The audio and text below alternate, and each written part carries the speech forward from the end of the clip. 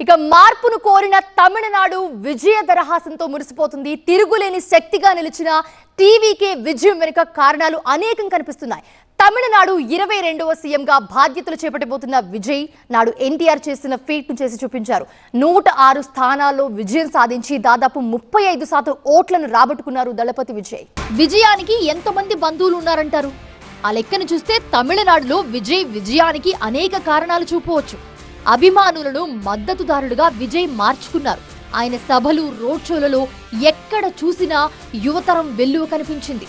పార్టీకి సంస్థాగత పునాది లేదనే భావనను ఇది తుడిపేసింది. ఎక్కడికి వెళ్లినా వేల మంది జేజేలు కొట్టారు. ఒంటరిగానే పోటీ చేస్తామనే మాటకు కట్టుబడి ఉండటం విజయ్కు మరో ప్లస్ పాయింట్. డిఎంకే, అన్నా డిఎంకేలకు ప్రత్యామ్నాయం తామేనని రుజువు చేశారు.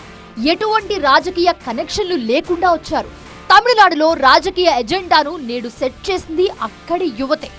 తమిళనాడు సగటు ఓటరు వయస్సు 37 సంవత్సరాలు. అంటే మొత్తం ఓటర్లలో సగం మంది యువతే.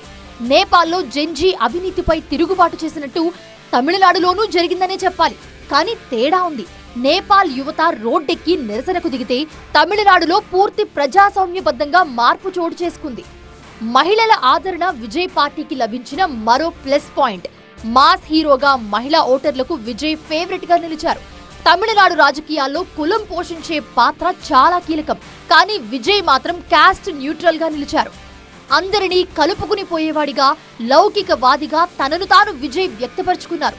కులాల వారీగా చీలిపోయిన తమిళనాడులో ఈ కొత్త విధానం జనాల్ని ఆకట్టుకుందనే చెప్పాలి. విజయ్ మద్దతుదారులు మంచివారు కాదని డిఎంకే, అన్నా డిఎంకే చేసిన ప్రచారం బ్లాక్ ఫైర్ అయింది. డిఎంకే దుష్టశక్తి అంటూ విజయ్ చెప్పిన మాటలు బాగా పనిచేశాయని ఫలితాలను బట్టి అర్థమవుతోంది. తమిళనాడులో నిజమైన ప్రత్యామ్నాయమన్నది ఇన్నాళ్లు కనిపించలేదు. అన్నామలై, సీమన్ వంటి నాయకులున్నా వాళ్లు కొన్ని హద్దులకే పరిమితమయ్యారు. ఆ గ్యాప్ ను విజయ్ భర్తీ చేశారు. ఇతరులను అనుసరించకుండా తన ఎజెండాను విజయ్ సొంతంగా సెట్ చేసుకున్నారు. అది కూడా ఓటర్లను బాగా ఆకట్టుకుందనే చెప్పాలి. సినీ తారలను ఆరాధించే చరిత్ర తమిళనాడుకు కొత్తేం కాదు. ఎంజీఆర్, జయలలిత దానికి నిదర్శనం. ముందు సినిమాల ద్వారా మనసులు గెలుచుకోవడం, ఆ తర్వాత దాన్ని ఓట్లుగా మార్చుకోవడం జరుగుతున్నదే. సినీ అభిమానుల గుండెల్లో విజయ్ ఇప్పటికే రాజు. ఇప్పుడు ముఖ్యమంత్రిగా మారబోతున్నారు. టైమింగ్ కూడా విజయ్ కి కలిసొచ్చింది. ఎన్నికలు దగ్గర పడిన సమయంలో ఆయన తన వైపు పవనాలు వీచేలా చూసుకున్నారు. కరూరు తొక్కిసలాట, జననాయకన్ సినిమా విడుదల కాకపోవడం, కుటుంబ సమస్యలేవి ఈ పవనాలను అడ్డుకోలేకపోయాయి. విజయ్ లాంటి హీరోను ఎలా ఎదుర్కోవాలో పాత పార్టీలకు తెలియకపోవడం విజయ్కి అదనపు బలాన్ని అందించింది.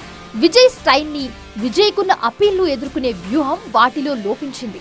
విజయ్ వైబ్, యువశక్తి, క్లీన్ ఇమేజ్, పిచ్చి పట్టినట్టు వచ్చిన జనం, పాత వ్యవస్థల సంపూర్ణ వైఫల్యం అన్నీ విజయ్కి కలిసొచ్చాయి.